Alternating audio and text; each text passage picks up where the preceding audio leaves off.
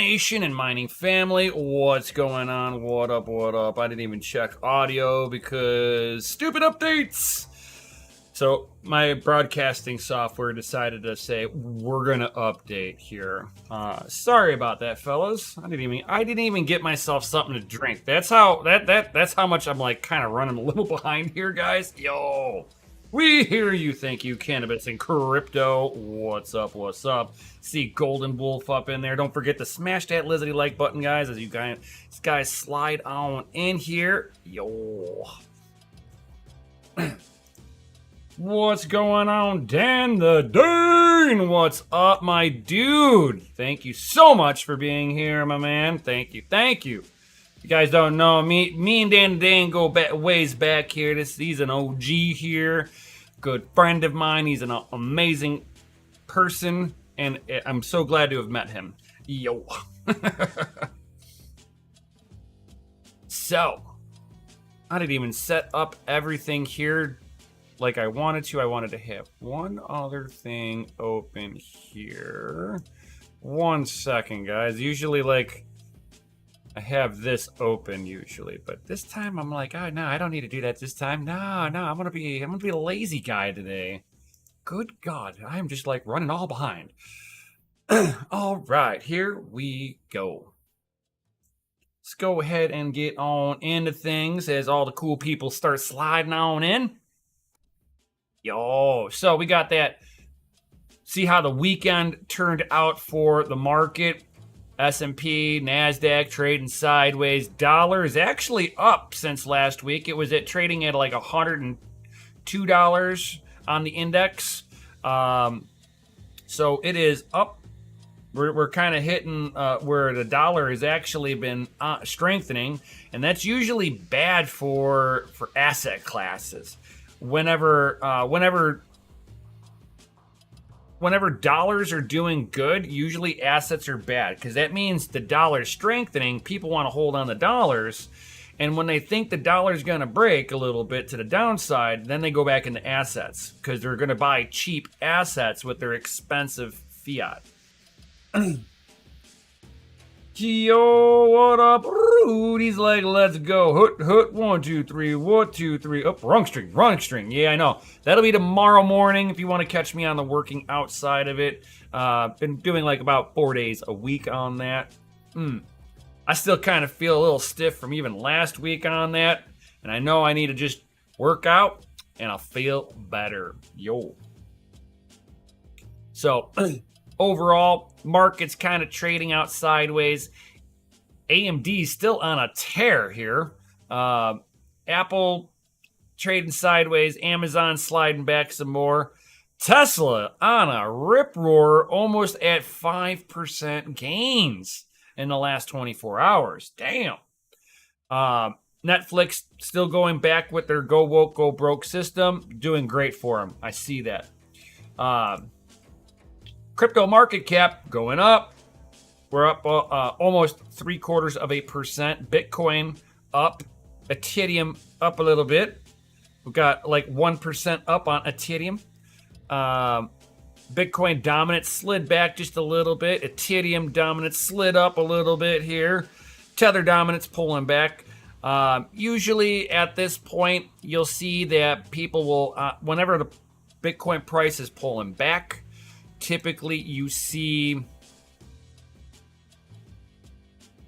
will see like either the rest of the altcoins do like this little mini rally. At least this is my experience in the past, okay? The past doesn't predict the future, but it usually does things within similar patterns when you see it, right? So as Bitcoin pulls back, you'll typically see, of course, the alts have its little rally.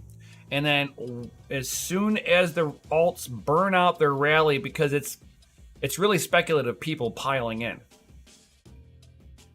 And I think that at this point, we're going to see them kind of riding out here and doing more.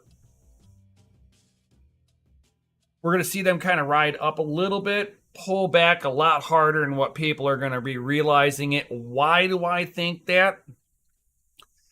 Because as I was sitting there kind of thinking that we were going to have maybe a week, maybe two of it going up, well, we had a small, like quarter of a week rally, really minor, softened the blow, but we've consistently traded out sideways for the last, 1, 2, 3, 4, 5, 6, 7, 8, 9, 10 days, right?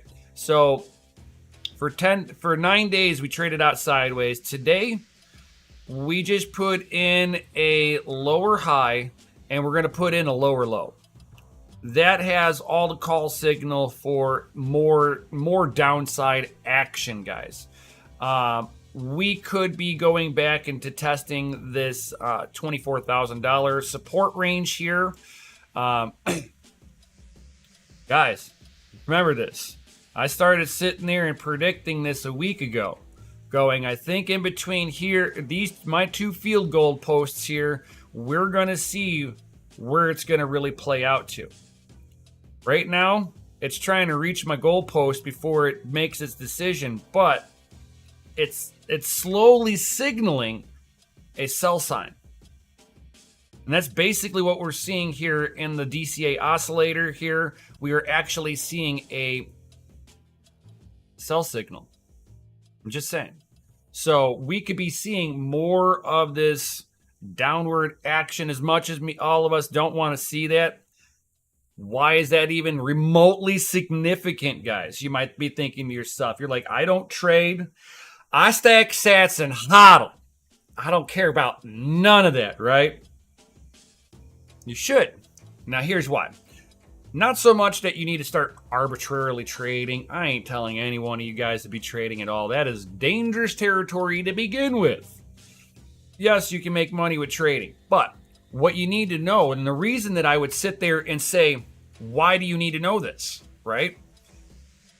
Mining, if the price action drops, if you guys are paying electric bills through your crypto, you might not be profitable here in the next week if it drops down suddenly, right? Not that it's not you're not going to find an equilibrium after that. It's pretty much price is going to drop and there'll be a bunch of mining people that'll be turning their rigs off because they are directly paying electric through the mining rigs. So at that point, you're sitting there and running the show if you're an at-home miner, because the bigger facility people are going to have to turn their stuff off until profitability equalizes out, and then they'll start slowly ramping their stuff back on. There'll be a few facilities that'll absorb that because they've got enough of a war chest, but that's not going to be all of them, right?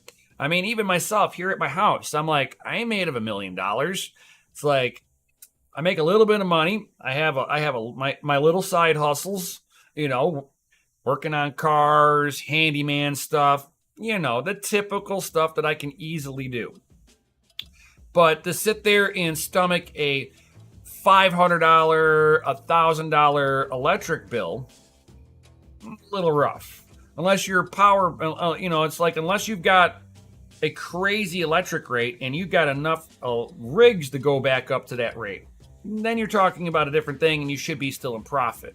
But for all of us home miners, if it takes more of a downturn, we're all pretty much going to be not profitable moving forward, which that we all know it'll be on the short term. As people turn their rigs off, your coin yield goes up. As your coin yield goes up, of course, profitability starts to return a little bit. We're not going to be talking about a whole lot. Now, as long as you're not selling those coins, typically in those situations, that's where you see your greatest gain potentials, right? And that's what we're going to be looking at. It's like Tucson lost the election to raise the electric rates to bury the power lines in 15-minute cities. They got much bigger increase in the large fuel adjustment. Oof. And how much is that going to be impacting your How much is that going to be like impacting your electric rate? Then is that going to be raising it on you with the increase in fuel adjustment?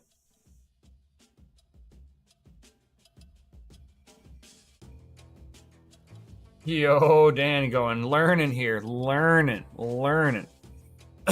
I try to get those little juicy tidbits out there. I mean, so right now, I'm gonna sit there and say, if you were at that point where you're thinking, man, I probably should turn off my rig, save the electricity, save my save the money that I'd be spending on that. You could sit there and turn around and just buy Bitcoin with it, right? If you're gonna do it that way anyway, right? I mean, I'm just thinking here. And then once the coin ratio goes back up to a better level, not so much does it have to be profitable, right? Because right now, everybody and their mother is going to hold on tight with what they're mining. Nobody's going to turn the rigs off. Now, it drops about Bitcoin drops about $2,000 in price. There'll be people turning the rigs off. And then you're just going to watch for you going, okay, I'm making this much coin if I were mining right now. And then you watch it just double. You're still not profitable, but you watched a coin just double. That's when you know people have just turned their rigs off. Now you go, well, should I mine and hodl?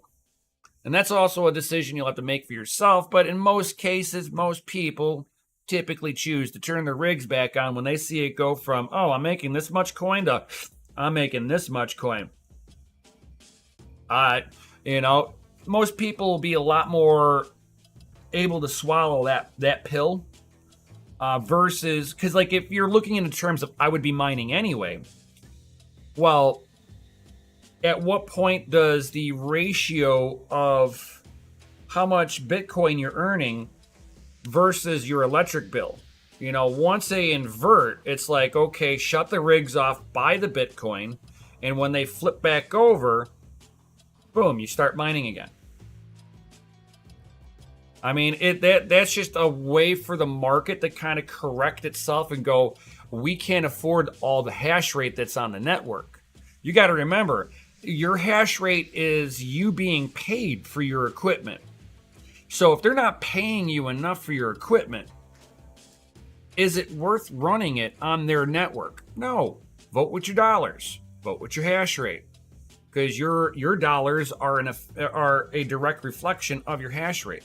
Because that's what it takes to pay the bills. So there are times where it is best to turn off the rigs. Now, the first bear market that I went through, and it's where everybody will sit there and tell you mine through a bear market, because my first bear market was the last time it happened, where as soon as the bear market happened, I was still mining and I watched my profitability go down to where it was like, I was like maybe 0.25% above break even, right? On all of my GPUs that I had at that time. And it was like that for about 3 weeks. And then all of a sudden, I doubled the coins that I was mining. And I'm like, whoa. We haven't seen that yet. Where we can actually watch, boom, double of the coins that you were mining. That's when it makes sense to sit there and mine at a loss. It's still a decision you got to make for yourself if you're going to mine at a loss. But,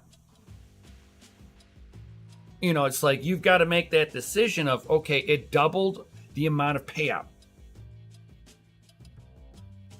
It's best to mine during those times where you're getting double, triple the amount. Because you're going to hold on to those coins anyway. So price action means it is meaningless to you at that point. You are literally going for coin harvesting. Now, if I'm sitting there mining all the way to that bitter end where it's like I'm getting whatever the coin is, I'm getting a quarter of that coin, of a coin. And I could sit there, hold off, and then boom, I'm getting 2 coins a month. I go from a quarter to 2 a month. That's when it makes sense. Absolutely to be mining. No matter what the price is to me. That's what I'd be looking at. But I haven't seen that situation quite come up quite yet. It's like, yes, John Germain, I trade S coins for that Bitcoin. Yes, sirree.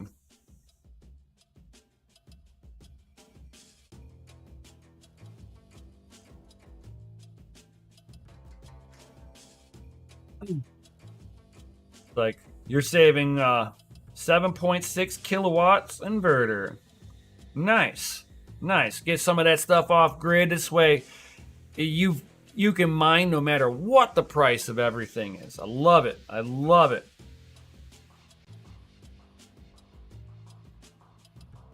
Off grid with a battery charging via grid and a generator is neat feature. Yes. And the game of what shite coin to mine to trade for that sweet pizzity Bitcoin. I pretty much like mining in the areas where they just auto convert it for me. It's one of the things that I like about Zerg Pool is that you can mine the Zerg Pool, and then Zerg Pool will pay you out in whatever coin you want. Life couldn't be easier. Just saying.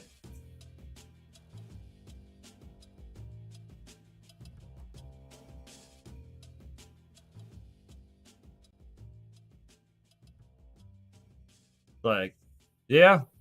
Dan and Dane's like, yeah, that's the way to do it. Go to completely off grid, but then you need to calculate 3 days of off power.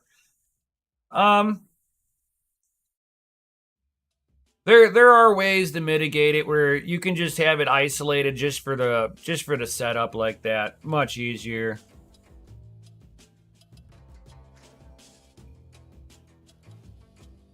Just know that there are special off-grid batteries. I've only seen them. I've never played with them. And they come in like 4 foot tall stacks. They're like these giant like battery cells. And they are made specifically for off-grid life. And I know those particular batteries are uber expensive, but they last. It's not so much making sure that you have batteries to keep everything on at night. That's actually not the issue.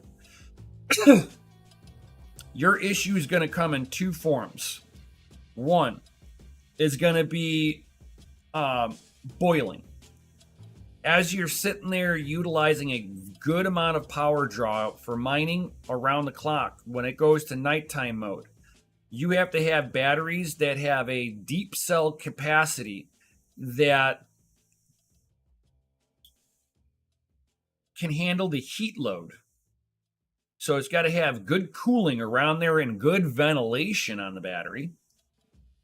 And then the other thing that's going to kill it off real quick, and everybody that has ever played with this is where my experience comes in. Okay, back in the day, I used to do the stereo competition stuff. I mean, serious stuff where guys were going after Guinness Book of World Records, that kind of stuff. Where I had 412s in my trunk, special, with 2 batteries back there. I had 2 batteries isolated for the system. It had its own alternator that was all independent off the car. I mean, the only thing that ran on the car was the extra alternator. So the stereo system itself had its own isolated power. Those batteries were deep cycle batteries. They were marina grade, so I didn't have to worry about them like fluid going anywhere. And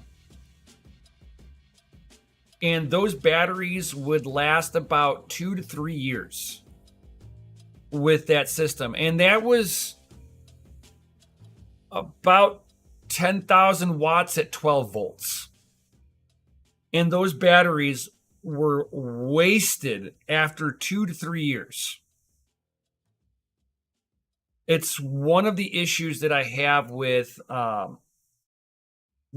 running on batteries, because I know the limitations because of my stereo system. And even with the stereo system consistently charging the batteries up, those batteries could not handle the rapid discharges and recharges. It's the life cycle of those discharges and recharges just knocks the life off of those batteries. Yeah, and those battery management systems are crazy expensive. I've never played with them. So I mean, like, my knowledge is really limited when it comes to those battery management systems outside of Bulldog battery management systems for like sub pumps at houses. That's the only battery management system that I am familiar with. So I've never seen it done with the solar panels. And I know that they have a pretty unique system for them. And I've seen a few off-grid houses that had a whole room just dedicated to them. I was just like seeing the video going through those houses, and I was just like, oh my Lord, who was it? It was Diesel Dave. Yeah, what the hell is his YouTube channel? Is it Diesel Brothers?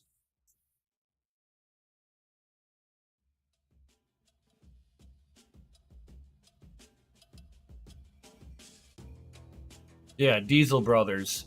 They did, yeah, I was right. So Diesel Brothers, they actually did a house tour that was a completely off-grid house. This house was badass.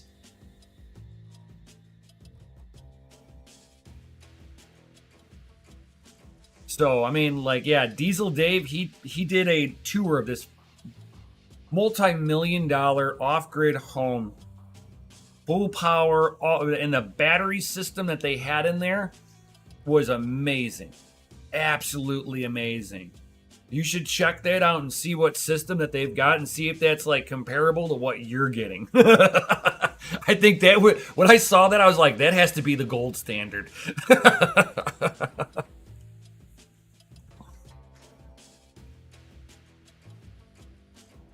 So, but yeah, to me, the whole off grid stuff, it has its pros and cons with when it comes to mining. So there are ways of working it, but it's just a matter of money at the end of the day.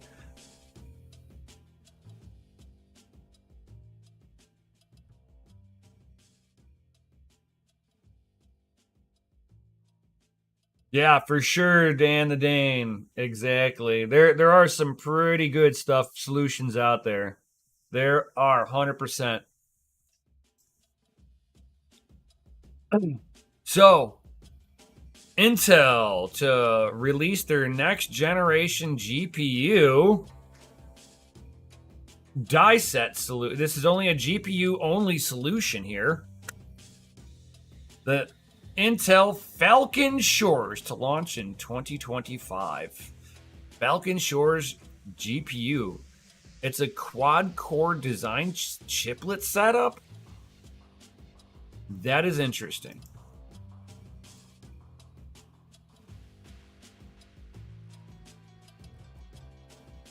That is like really interesting to see a quad chip setup on this.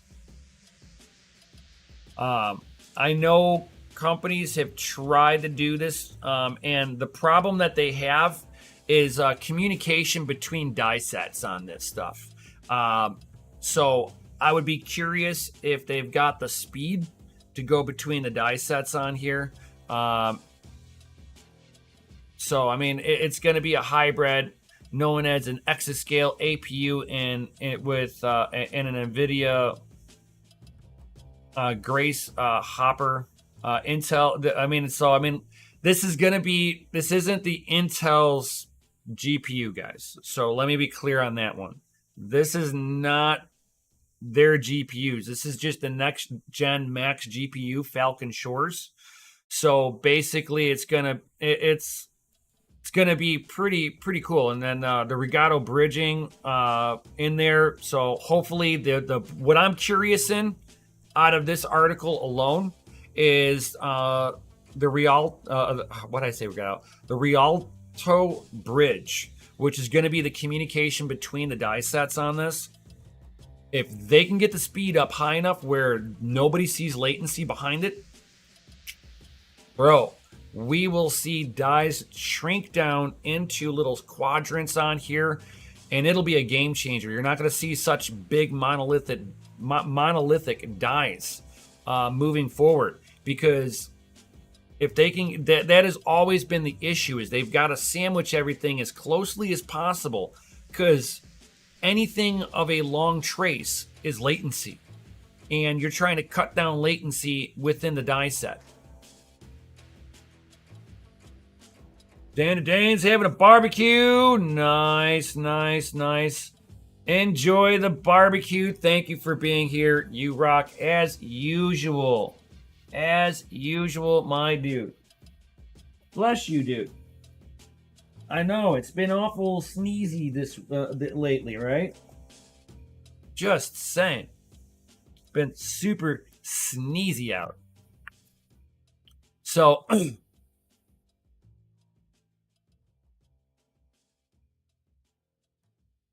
it'll be a modular tile-based architecture, standard Ethernet switching, HBM3, designed to scale, flexible CPU-GPU ratio, a single GPU programming interface, and a CXL programming mode.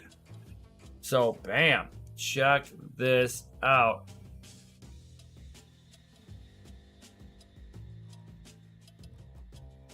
So check that out. So HBM3, and I think that's what some of the die set is over here, is that we have one or two modules being HBM2.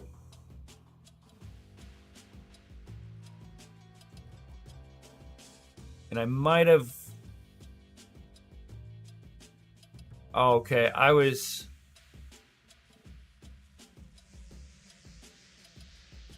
So, I mean, that's basically where I'm, like, interested in, is going to be their bridging feature. Because they'll be the first one to break the veil. I think they can do it. Well, I'm going to root for them on this one. That is just me. And here's some more leaked information coming out. Leaked Intel roadmap lists Meteor Lake S6P plus 8E die as canceled. So Meteor Lake S is done. Confirmed canceled by their own roadmap. Product was removed.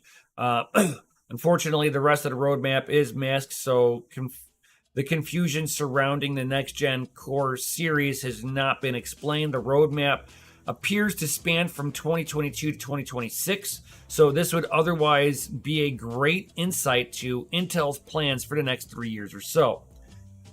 What they're not saying is that Intel is actually 7 years out, and typically what gets brought out today has been in development between 6 and 7 years to development. So that's why even when you look at their little roadmap that they're referencing on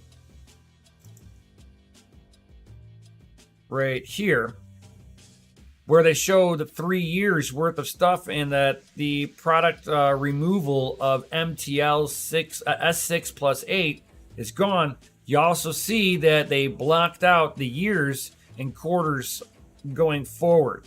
They're out further than the map that they're showing, but for what they can confirm, 3 years. So Meteor Lake is done. So if you guys were looking forward to it, it basically, and it does happen from time to time. It's just with the information age, we see this information actually get brought out to the public a little bit more often, which is that chipsets do get outdated. Sometimes it didn't perform. They couldn't get it right.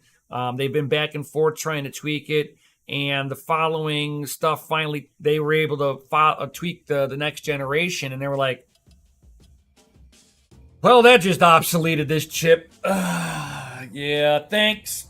So, I mean, it does happen.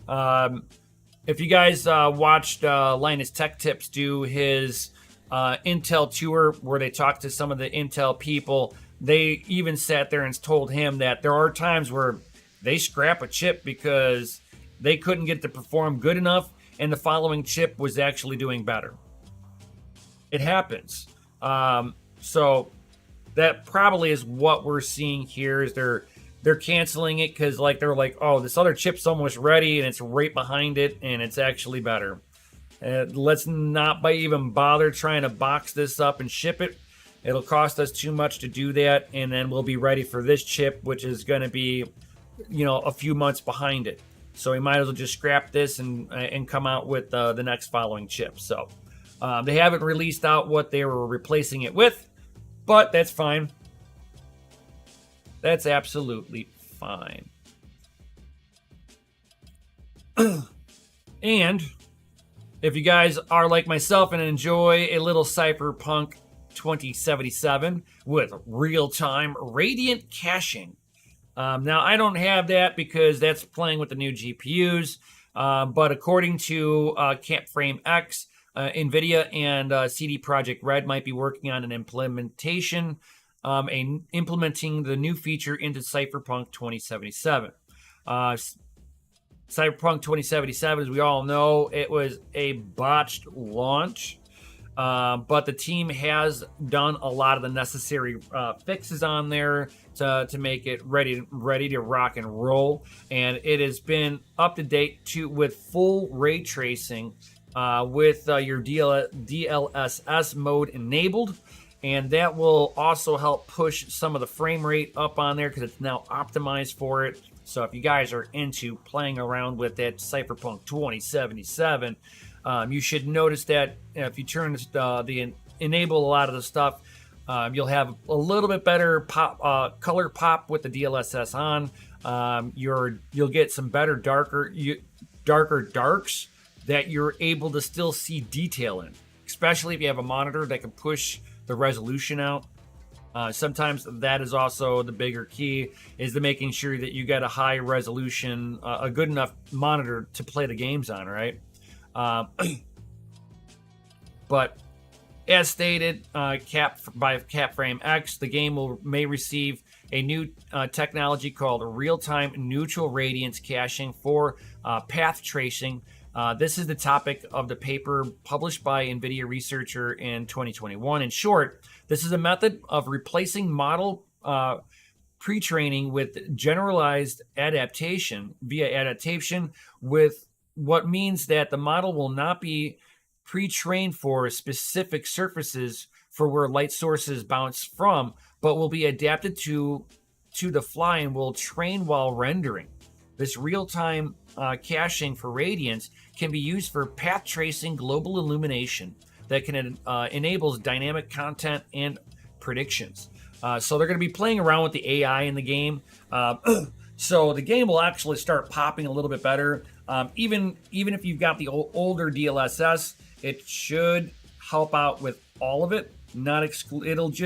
You'll see more of an uptick on that. Again, nothing for mining here. This is for us gamers.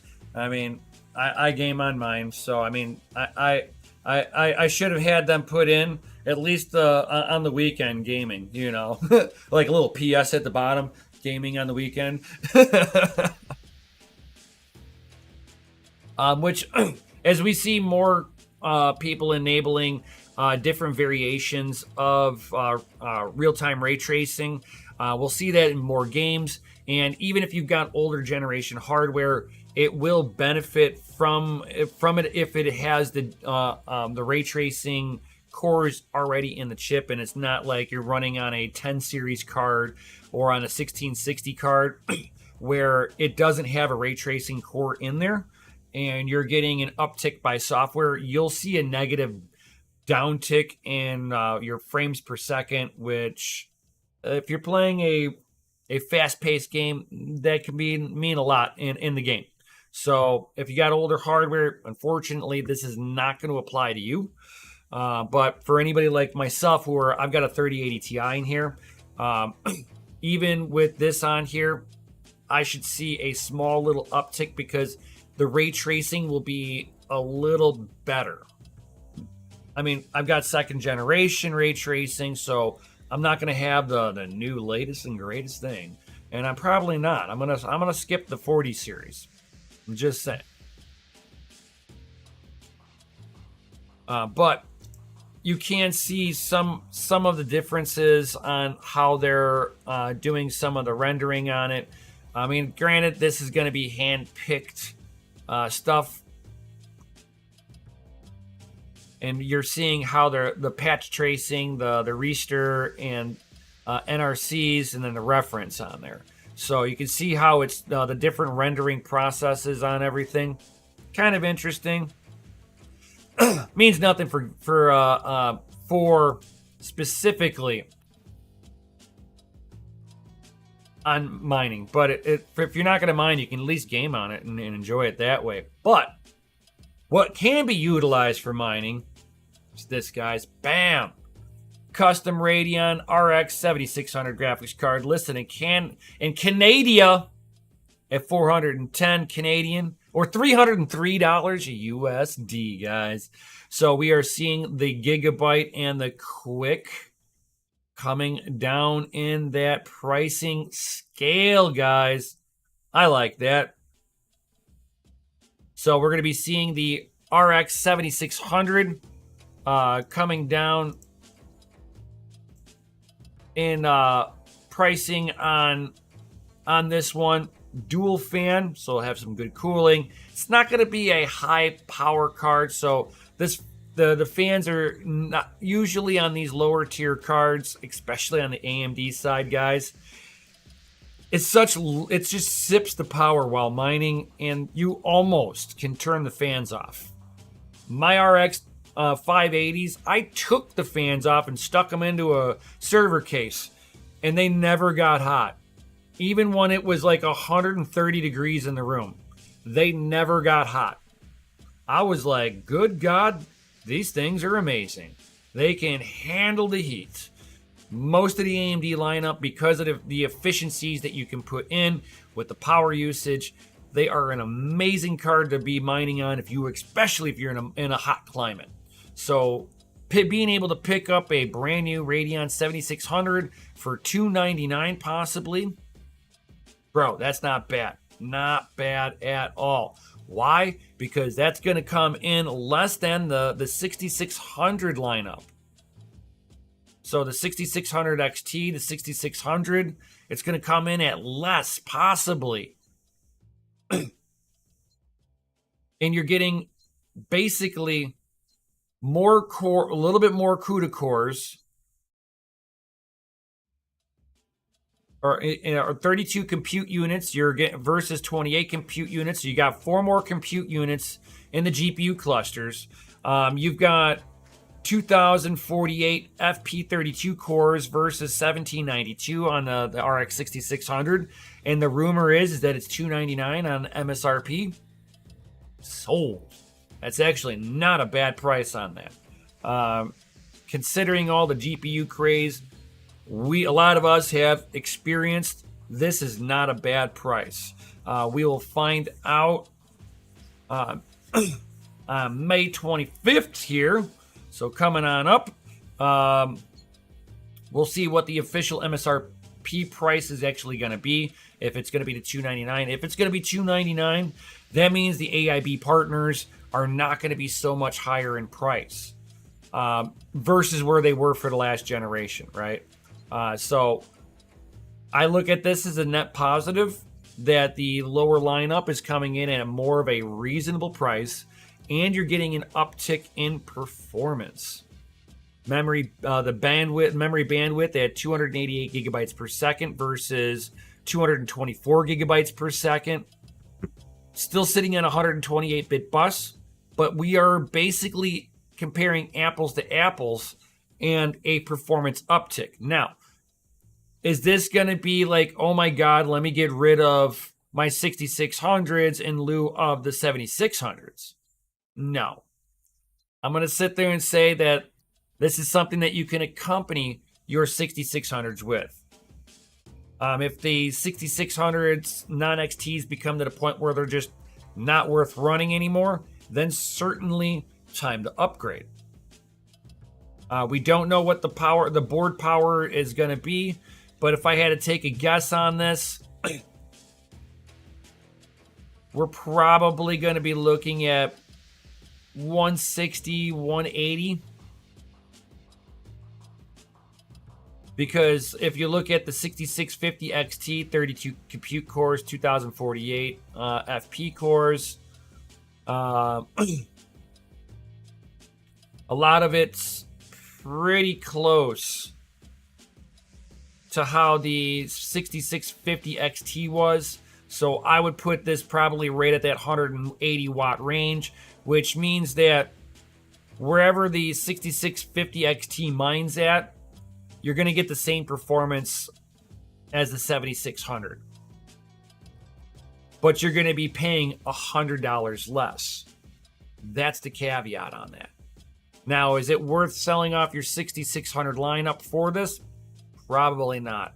I would wait until there's more of a mining boom coming back. If I was going to be wanting to really relinquish any of my GPUs, I'd rather do it through a mining bull run versus a mining bear market. But to be seeing this stuff going for about $311 USD and $304 USD, and that is for the FTX lineup, Gigabyte Radeon confirming at $315 USD. So MSRP's got to be less than that. So if it's more than that and these manufacturers are underneath MSRP,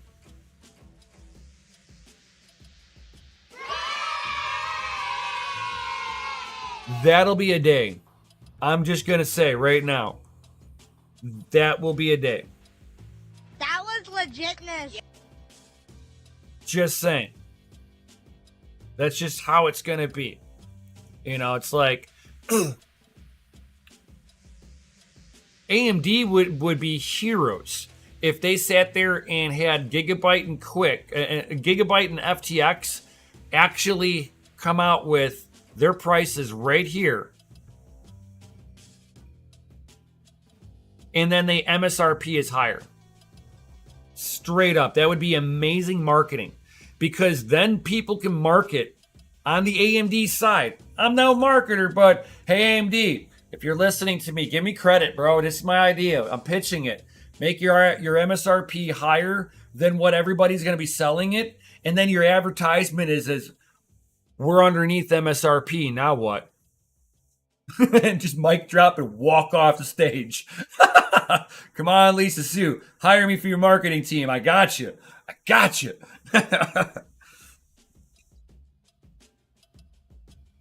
So, I mean, that's what we're going to be needing to see here. If AMD wants to really kind of hit a little bit of market share, is let the MSRP be $399 and let everybody else sell it in the low 300 range.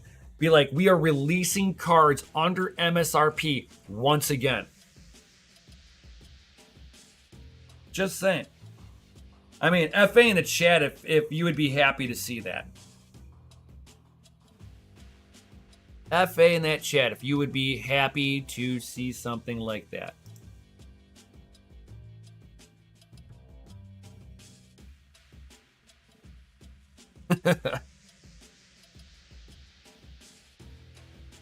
Oh yeah, everybody dropping those FAs in the Chislety chat. Yo, that's right.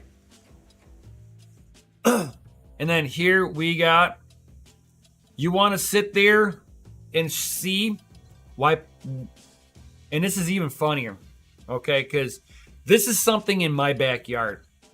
And I've been trying to get a hold of Jack Mallers for a hot minute, but that guy is a busy guy doing amazing things for Bitcoin.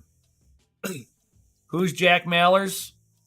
If you've never heard of an app called Strike, it enables global Bitcoin payments through Lightning, guys. Yes, you are trusting a third party, but this is a Bitcoin only third party. A very big proponent for advancing Bitcoin. Somebody that you want fighting in your corner. So, Strike, which was a Chicago-based Bitcoin payment provider, like I said, my backyard, expanded its service to 65 other countries, parallel to relocating its global headquarters to El Salvador. Why El Salvador? It's one of the safest countries in the world to go live at. I know. Strange to hear that. One of the safest areas to go live. And Busy Bitcoin is legal tender, and they don't have an income tax. El Salvador has just become a country for the people. They have just empowered the people. They got rid of the gangs in El Salvador and has made the country enriched. Millions of dollars no longer being siphoned out by the cartels. Imagine that. They've gotten rid of a lot of the corruption. I'm not saying that it's a perfect system. No, it's still a government. We all know how that is. Bureaucratic red tape, garbage, yada, yada, yada. But they have done so much good stuff for the citizens. It's amazing. And now we got Jack Mallers moving the headquarters of Strike over there. And that's another company that has walked out of Chicago. Another Democratic-run dumpster fire that has more good businesses leaving as fast as they possibly can.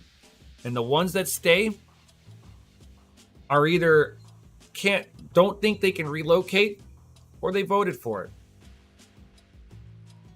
Because everybody can relocate. Imagine your stuff burnt down, and what are you going to do? Everything burnt down. Where you go? And if it's not at that level, how bad does it have to get before you pretend that your house is on fire and you move? And that's basically what Chicago did to Strike. Their house was, fundamentally on fire, because the economics in Chicago are garbage. And they tax so heavily on the businesses that it's not worth conducting business in there. It'd be different if they were taxing the bejeebus out of you, but you had awesome roads. You had lead-free water pipes supplying the water to the entire Chicago. Crime was low. I mean, if there was things that was like, oh my God, I would rather live here, pay whatever it takes, versus living anywhere else in the world. No, Chicago doesn't offer that. Yo, what up? Last piece of the puzzle. FA, long time no see. Yo, that is right, my dude.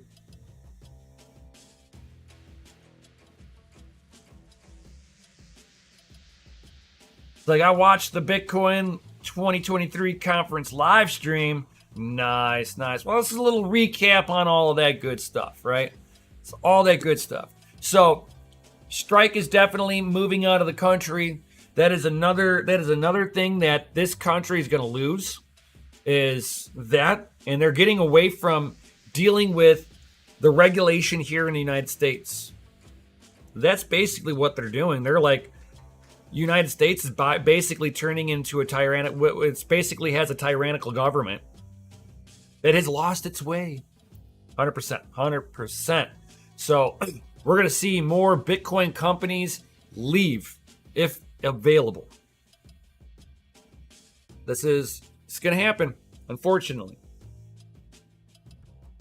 And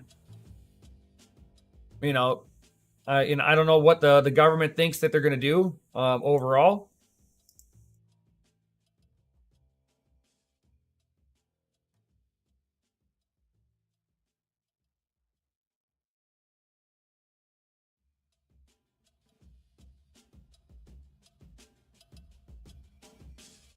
So yeah, I mean it'll be epically interesting to see, because like I like Strike.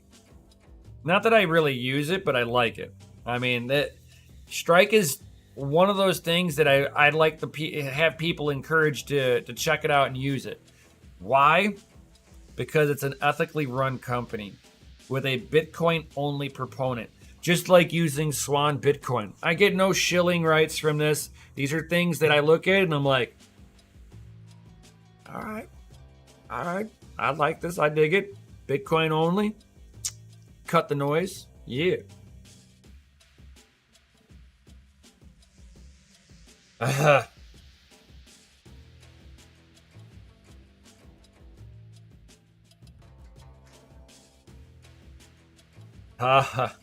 Oh, yeah. Last piece of the puzzle. That's a good question. He's like, I kind of went over it the other day. Need my thoughts on the Ledger's recovery. It's like, I know you always said Ledger wasn't real self-custody. I have my Bitcoin Core set up now. I have said it before and I'll say it again. All the hardware manufacturers out there all have backdoors to it. You cannot absolutely trust it. Therefore, I never look at it to being any more than like what I put into my wallet in my back pocket. My back pocket, I carry around spending cash. If it gets pickpocketed off of me, it's a very small amount of money that I'm going to be like, damn it.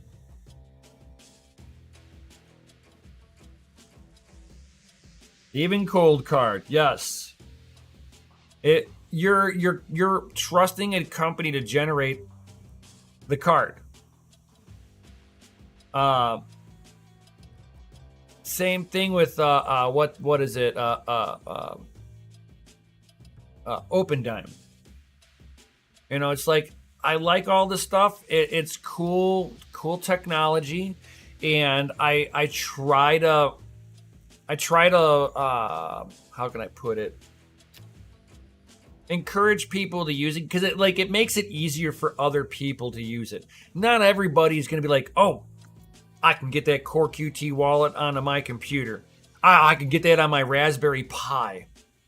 Not everybody is going to be like that dedicated that they want something that's easy integrated. That's why most people buy on Coinbase. And where does their coins all sit? Yep, Coinbase. Because they don't understand what the next step is. So the next step is self-sovereignty. And if you're using somebody else's hardware wallet, are you being self-sovereign? Are you holding it yourself? Do you have full control? Can you touch your wallet? Can you open up the file that has your wallet.dat file in it and actually pull that wallet.dat file off of your computer and put it onto a USB device? Because that wallet.dat file is your private key. Not your keys, not your coin. And that was always my problem with Ledger. Whenever I did my dive on it, and everybody called me crazy. Everyone called me nuts. And it's like, Red Panda nicknamed me GPU Jesus for a reason. Because sometimes I just state the obvious a little early. My big question about the Ledger, the Treasure, all of them. If I lose that device, I can still recover it. That's first red flag. Second red flag, I can't find the wallet.dat file in there. Where is that wallet.dat file? If that ledger is storing your private key, why can't I go onto the ledger and find my private key on there? Why is there no private key on there? That's my other question. And then, just to top it all off, right? Oop. I wanted to do... Nope, not that. Wrong button. That one. There we go.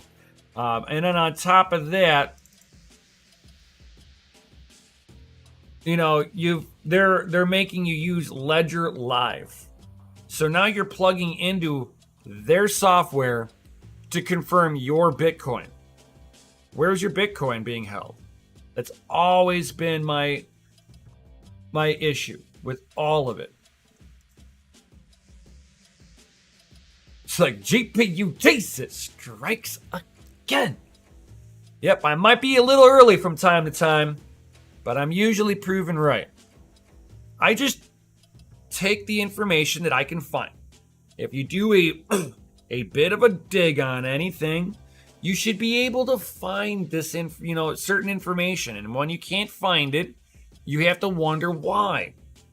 And that was my video whenever I was talking about the ledgers. Was, man, I can't find my wallet.dat file. That means I don't have my Bitcoin there. Just saying. Does MailChimp still have an issue? I do not use them.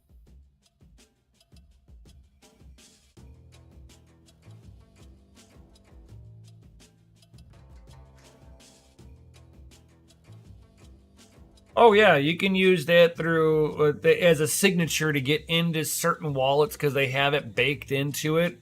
Yes. And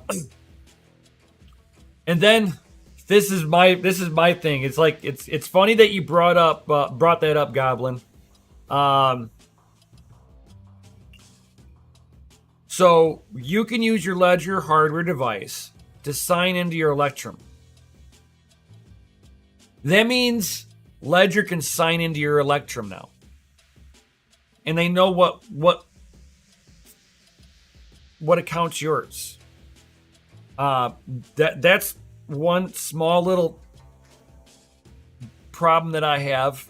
They might not say it, but I'm going to guarantee you they see everything on their end. But then you're using a third-party wallet. Using a third-party wallet to access another third-party wallet to access your crypto in there that you don't have private keys to. Let that sink in. Flux, same thing. You know, people want to, oh, we love Flux. You're trusting a third party to have full access to your coin. Now, is Flux Core Wallet, is the Flux the wallet, Zelcore wallet gonna do anything harmful? It hasn't yet, but do you want to take the risk? You're gonna put your life savings in there? Probably not.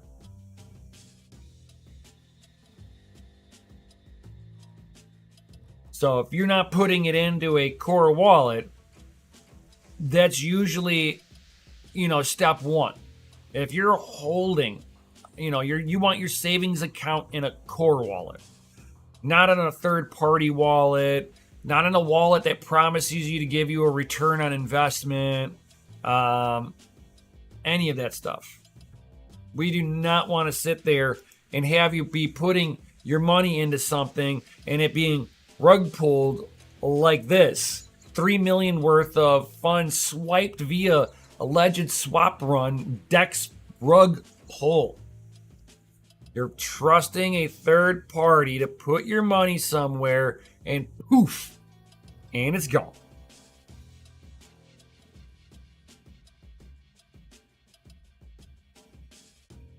So Arbitrum-based, centralized exchange swap room has allegedly conducted a rug pull on its users.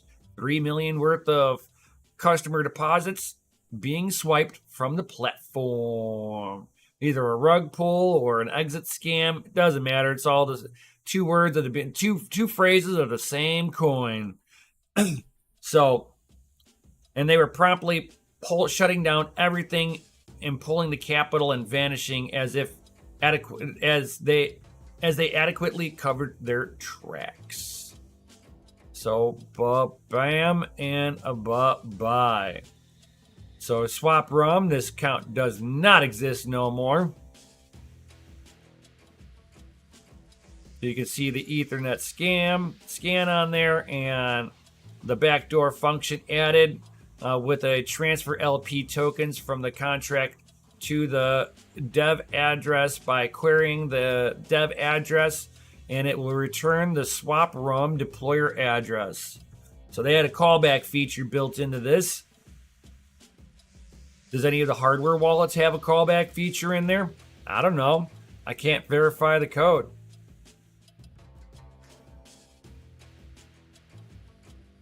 So that's always my issue with trusting third parties in any fashion, because this stuff happens a lot. I've been into the crypto space since 2018. I see this a lot, fellas. This happens on the regular. On the regular, guys.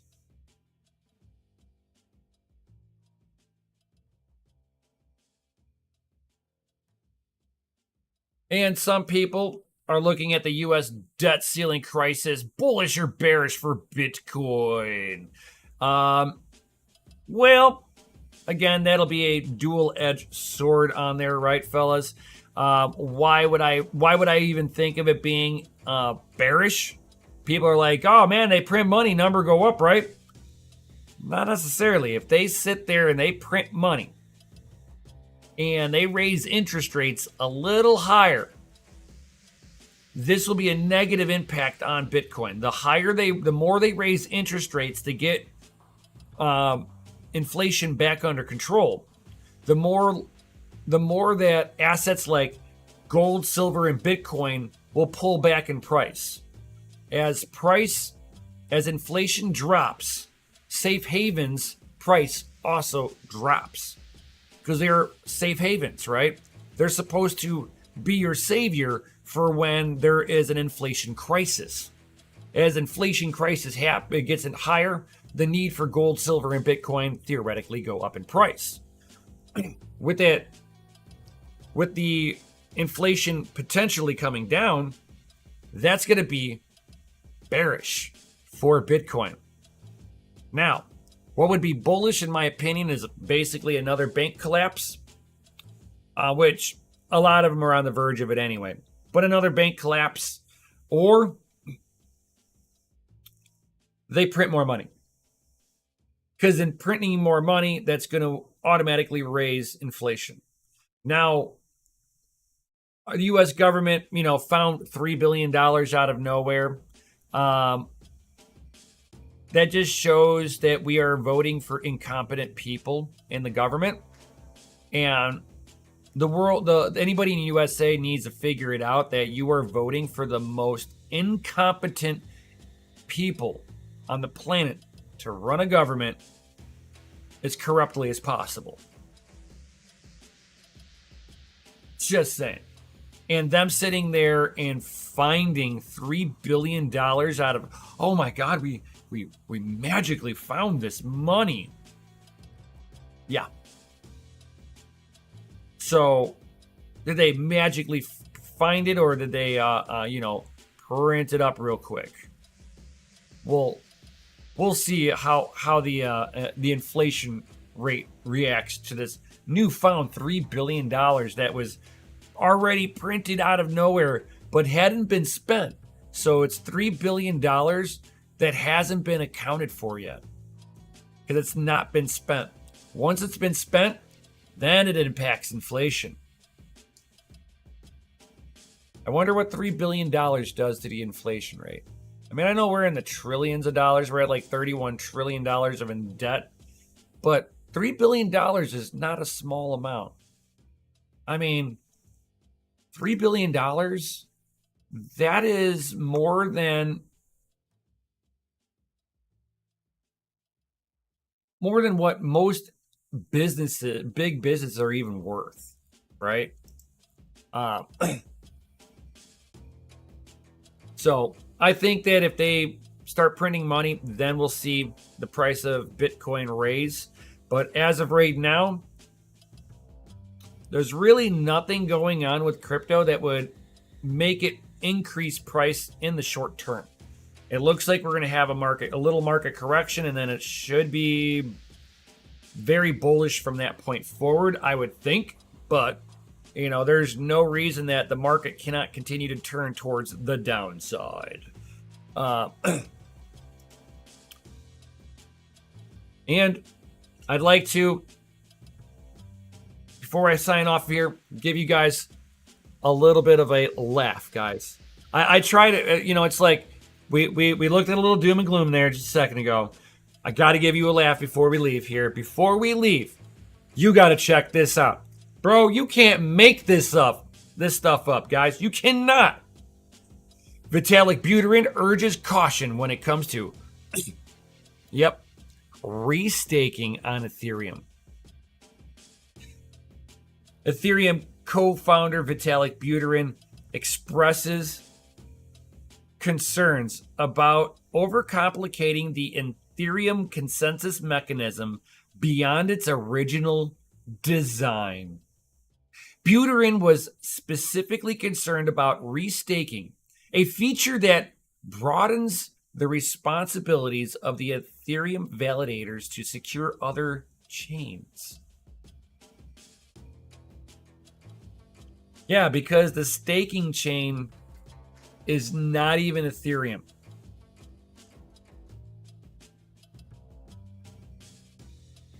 Yeah. So trying to put more stuff onto the staking chain has the potential of just screwing everything up because it wasn't designed to be huge. So it locked everybody in for who's going to be a validator from this forward.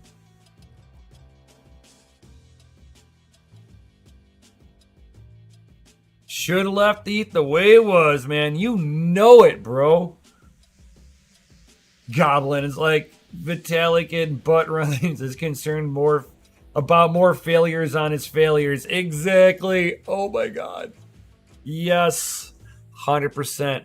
Like I said, guys, I wanted to make sure I left you guys with a juicy laugh. I figured you guys would absolutely love this. I can care less about Ethereum at this point.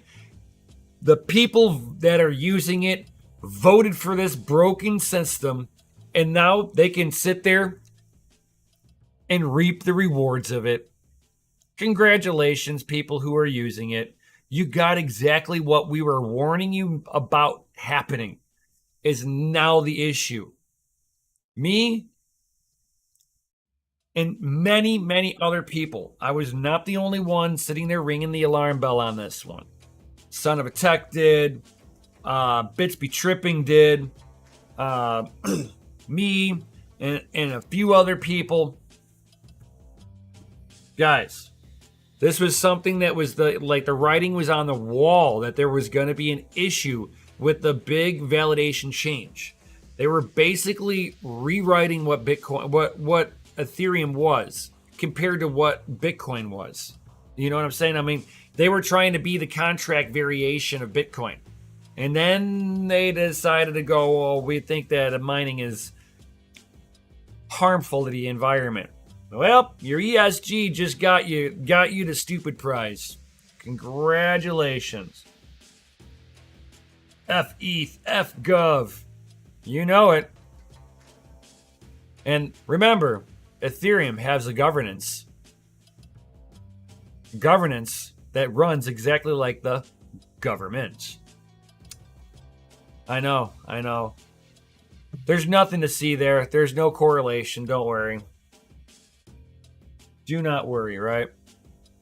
So, with that being said, guys, definitely, if you haven't done so already, smash that Lizzie like button, subscribe, hit the bell notification, all that awesome stuff. You guys know what to do. If you guys would like to sit there and be a part of the community, certainly check out the links down below. Get down in there, get into the Discord where the rest of the cool people are all hanging out. If you'd like to sit there, show some support, certainly come on into the Patreon. Links are all down below, fellas. Certainly drop some FAs in the Chizity chat. FAs, as always, in that Chizity chat, guys. And with that being said, thank you, everybody, for being here. All that good stuff. And remember, don't just click off the video when it ends. Click off on one of the videos that YouTube suggests for you, and then click off of that. That helps me with the YouTube algorithm. Whoever has been participating in that, much love to you. You guys have been helping me change the YouTube algorithm slightly. And I thank you all for that. Thank every one of you for that. So, with that being said, peace out. Stay savage. May your watts be low and your hash be high. I'll see you on the next one. Yo.